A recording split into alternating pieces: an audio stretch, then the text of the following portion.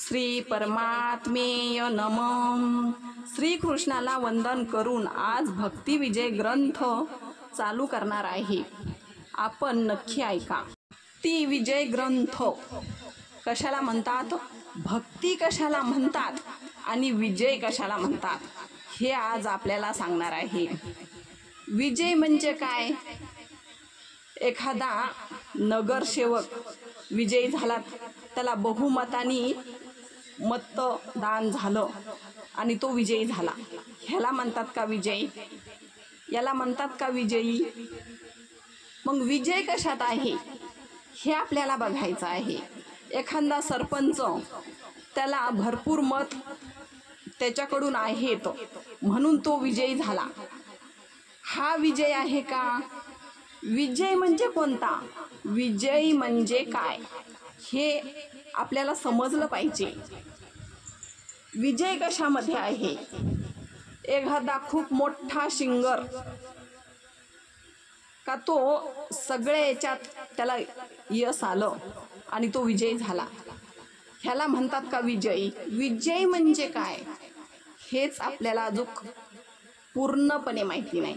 विजय म्हणजे काय असा प्रश्न मी विचारत होती, तर एक मुलगा पटकन म्हणतो, ताई ताई मला माहिती आहे विजय। तिने का विजया, तो ह्याचा नाऱ्याचा भाऊ विजया, तो विजय म्हणता ना तुम्ही? खरं सांगा, तुम्ही तोच विजय म्हणता ना? अरे बाबा, हा कलियुगातला विजय।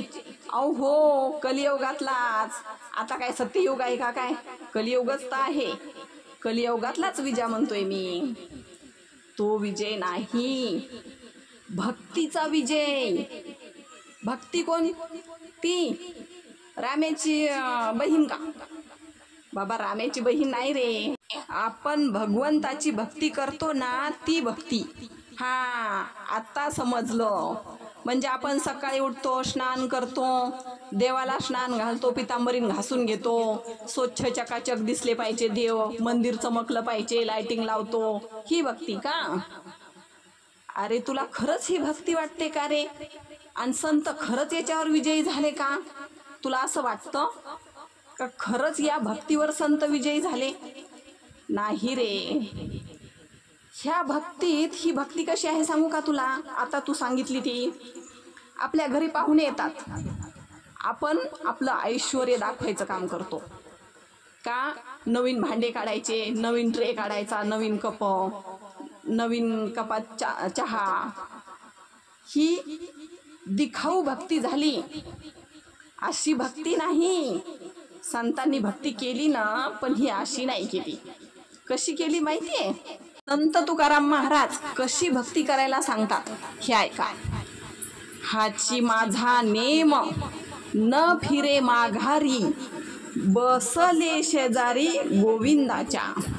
तुकाराम महाराज म्हणतात, अशी भक्ती करावी का माझा हा नेम कधीच माघार घेणार नाही आणि मी गोविंदाच्या शेजारीच बसणार, असं तुकाराम महाराज म्हणतात। ह्याला भक्ती म्हणावी। घर रिघी झाले पटरानी बळे, मी बळच त्याचं घर निघल आणि मी त्याची पटराणी होईल। घर रिघी झाले पटरानी बळे, वरिले सावळे परब्रह्म। परब्रह्म परमेश्वर जो भगवंत आहे ना, मी त्याच्याशी लग्न करणार आहे, मी त्याच्या गळ्यात माळ घालणार आहे आणि तो आणि मी एक रूप होणार, एक जीव होणार। ते कसं माहिती आहे तुम्हाला? अर्ध्यांगी महादेव पार्वतीचा फोटो असतो, बघितलाय कधी? हरितालिकेच्या व्रताच्या टायमाला लावतात बघा, तशी भक्ती, वरवरची भक्ती नाही रे बाबा। याचा संग अंग झाला आता, नाही भये चिंता तुका मने। आपण अशी भक्ती करावी त्याची का, त्याची संगत जर आपल्याला लाभली ना, तर कसलीच भय चिंता राहत नाही। तुकाराम महाराज का स्त्री होते का हो? आपण कुठला कुठेही अर्थ काढतो बघा। आता तुकाराम महाराजाचा अभंग आहे हा, हाची माझाने मन फिरे माघारी, बसन शेजारी गोविंदाच्या, घर रिगी झाले पटराणी बळे, वरिले सावळे परब्रह्म. हा अभंग कोणाचा आहे? तुकाराम महाराजाचा. मग ते का स्त्री होते का? मग तुम्ही राधेला का नाव ठेवता?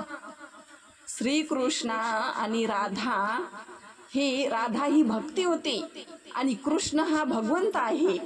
मग ह्यांच्या प्रेमाला तुम्ही का नाव ठेवता? कारण आपल्याला भक्ती माहिती नाही आणि प्रेम माहिती नाही, म्हणून आपण नावं ठेवतो. कारण आपण संसारात गुरफटलेलो आहे, आपल्याला दिखावा करायची सवय आहे. आमचं मंदिर किती छान, आमचं घर किती छान, आमचं सगळंच काही छान. हा भक्ती विजय ग्रंथ आहे ना, मन प्रसन्न करणारा आहे. मनाला शांतती भेटली पाहिजे असा हा भक्तिविजय ग्रंथ आहे. ह्या संसारातून आपण हळूहळू तरून गेलो पाहिजे. आपण या संसारात डुबलेलो आहोत ना, म्हणून आपल्याला खूप दुःख वाटतं. तर या दुःखाच्या बाहेर कसं निघायचं हा भक्तिविजय ग्रंथ सांगत आहे. म्हणून हा भक्तिविजय ग्रंथ आपण ऐका, तेव्हा आपल्या मनाला सुख, शांती, समाधान नक्की लाभेल आणि आपण ह्या ग्रंथावर खूप विचार करू का नाही, खरोखर भक्तिविजय ग्रंथ चांगला आहे आणि खरोखर मला याच्यापासून मनाला शांती भेटली. भक्तिविजय ग्रंथ हा कलियुगातला आहे. भगवंतानी भक्ताला सांगितलं, बाबांनो आता तुम्ही अवतार घ्या आणि मला बघू द्या माझे संत कसे ह्या जगाला सुधरवतात आणि ह्या जगाचा कसा उद्धार करतात, मला माझ्या डोळ्यांनी बघायचं आहे. म्हणून मी आता शांत बसतो आणि तुम्ही अवतार घ्या. आता हे पूर्ण संतांच्या नवलकथा, ह्या संतांच्या कथा या भक्तिविजयामध्ये आहेत.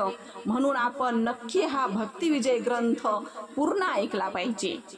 जसे वडील आपल्या मुलाला सांगतात, अरे बाळा मी आजपर्यंत करत आलेलो आहे, आता ही तुझी जबाबदारी आहे, त्याच प्रकारे भगवंताने सांगितले का आता मी इटेवर उभा राहतो आणि तुमचा पराक्रम मला दाखवा आणि मी कौतुकानं तुमचा पराक्रम बघत बसल. म्हणून पांडुरंगाने विटेवर उभे राहून कटेवर हात ठेवलेले आहेत आणि सांगितलेलं आहे का तुम्ही आता अवतार घ्या आणि मला बघू द्या का माझे संत याच्यावर कसा तोडगा काढतात आणि ह्या जगाला कसं सुधरवतात हे मला बघायचं आहे.